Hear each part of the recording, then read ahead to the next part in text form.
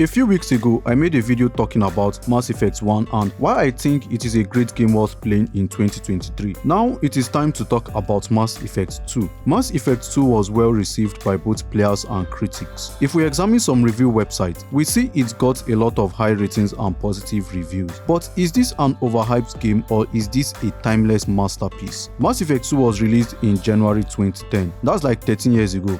Mass Effect 2 was developed by BioWare and published by Electronic Arts or EA. It is available on Windows or PC, Xbox 360 and PS3 or PlayStation 3 or however you want to call it. I played the PC version, so I will be talking about the PC version in this video. These are the system requirements according to Steam. This is for the 2010 version. The game is about 13 years old, so almost every PC today can run this game even without a dedicated graphics card. The Legendary Edition was later released in April 2021 and it significantly improved the graphics and visuals of the game. These are the requirements for the Legendary Edition. You will need a dedicated graphics card to get the best performance if you want to play the Legendary Edition.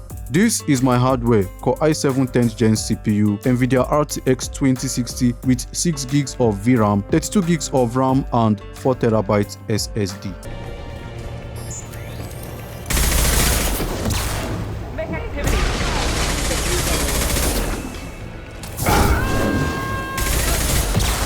Now let's talk about the game itself. Mass Effect 2 is built on the foundation set by its predecessor and it improved on a lot of things. If you thought Mass Effect 1 was a good game, Mass Effect 2 is far better. I've heard a lot of people say Mass Effect 2 is the best game in the Mass Effect trilogy, and I kind of agree. The graphics looks better than Part 1, the combat and the gameplay have been improved, and new characters and weapons were also added. Mass Effect 2 is a space RPG set in the Milky Way galaxy, and the game seamlessly blends action, role-playing and storytelling to create an immersive and cinematic experience. Since Mass Effect 2 is an RPG, you can customize your character before you start the game. The customization feature is like that of Mass Effect 1. If you have not watched my video on Mass Effect 1, I highly suggest you do so. I'll drop the link to the video in the description. I talked more about the customization feature in my Mass Effect 1 video. If you have played Mass Effect 1, you have the option of importing your Mass Effect 1 character profile to continue with that character, or you can choose to create a new character and start a new save profile. I chose to import my character from Mass Effect 1 for the sake of continuity. Shepard did everything right, more than we could have hoped for. Commander Shepard uncovered the truth. And still, it's not enough.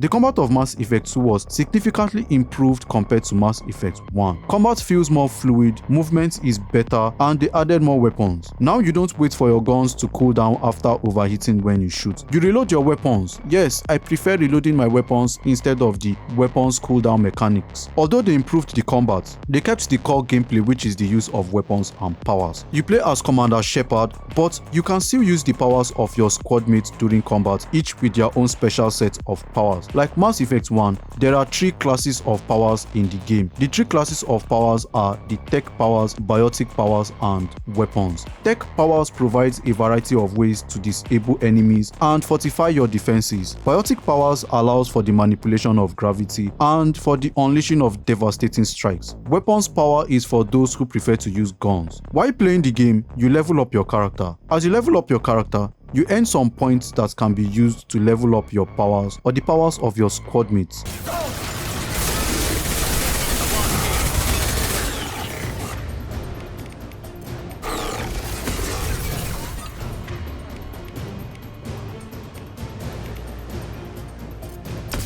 One less to worry about.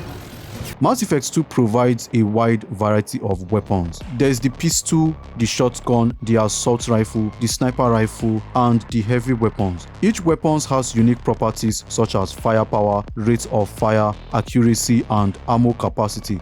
In Mass Effect 1, you cannot upgrade your weapons and armor, but in Mass Effect 2, you can research new weapons, you can upgrade your weapons damage, and you can upgrade your armor strength. You can buy weapons, armor, and upgrades in some shops in the game. If you don't want to buy weapons or armor, you can find them while playing the game, but they are very easy to miss if you don't explore the area. So that means you have to do some Dora the Explorer shit. The gun that killed 2 presidents. Gorgeous. It even comes with a perfect copy, too. I'm sure Hawk won't mind if we borrow these. I'll take it. Overall, I enjoyed the combat of Mass Effect 2. Every combat feels exciting and satisfying. Yes, there are people that say they don't like the combat of Mass Effect games in general, but I like the combat of Mass Effect 2. In fact, I like the combat of Mass Effect games. I love the games, especially Mass Effect 2. There's just something unique about Mass Effect 2. I don't know how to explain it, but Mass Effect 2 is just on a totally different level.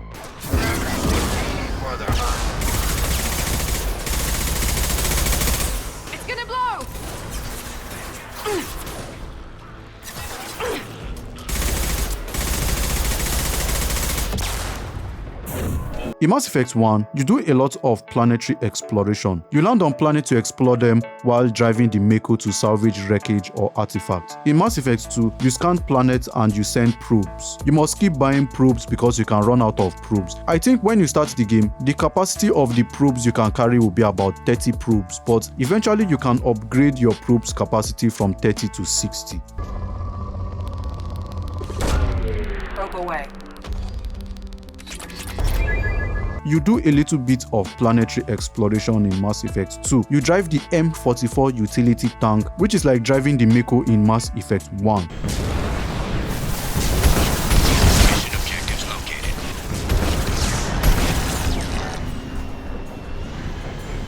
The story of Mass Effect 2 is the best in the Mass Effect trilogy in my opinion. Don't worry, I will not give spoilers. The game introduces new characters with their different backstories. Each of these characters are interesting enough for you to care about them. You can recruit these new characters to become your squad mates during gameplay and combat. You do some side quests for your squad mates to earn their loyalty. These side quests are called loyalty missions. If you earn their loyalty, you unlock a new skill or power for that character.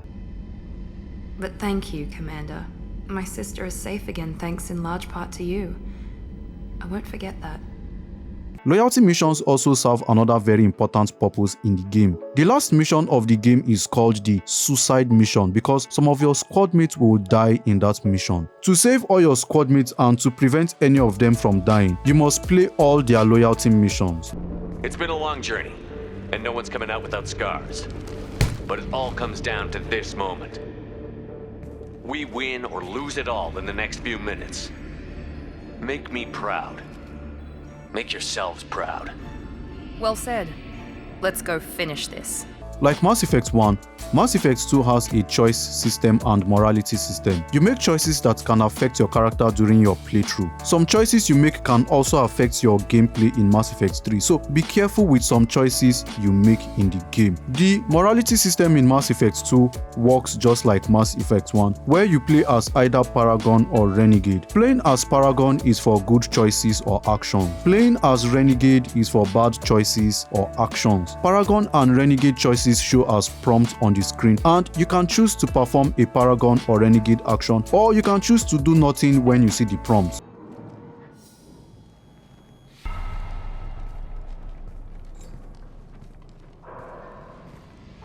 You're working too hard.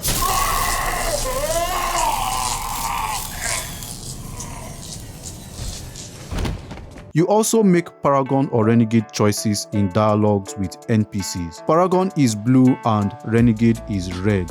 I played the original version and the Legendary Edition of Mass Effect 2. The Legendary Edition looks better than the original. Although visually it does not look as cool as something like Cyberpunk. This is an old game and you can tell when you play the game, but does it really matter? I am one of those people that don't really care about the graphics of a game. I focus more on gameplay, story and the fun factor. So I did not really care about the old looking graphics. The gameplay makes up for it. Like, I love the gameplay, I love the combat, and I love the story, especially the story. The story of this game is amazing. And at the beginning of the game, the opening cinematic of this game is very dramatic. I love this game. Okay, after praising the game and saying I love the game, what are the negative things I noticed? The game is not without its bugs. Mass Effect 2 has some bugs. There was this camera bug when I was trying to recruit Tali.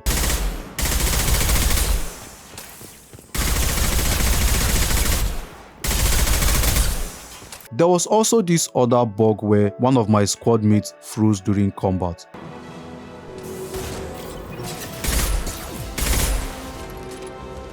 Overall, I love Mass Effect 2. I love the story, I love the well-developed characters, I love that the kind of characters they added to the game are so good that you actually care about them and you don't even want any of them to die. I love the choice system of the game and I highly recommend this game, and I think the game is still worth playing in 2023, 2024 and beyond. The game is a timeless classic in my opinion. So let me know what you think in the comments. Do you agree or disagree? Have you played Mass Effect 2, or you have not played the game and you would like to check it out? Do you like the game, or do you think this is an overrated game? Or do you think this game is a timeless classic? Let me know what you think in the comments section below. And as always, if you enjoyed the video, don't forget to drop a like, subscribe for more videos like this, share the video, and I will see you in the next video.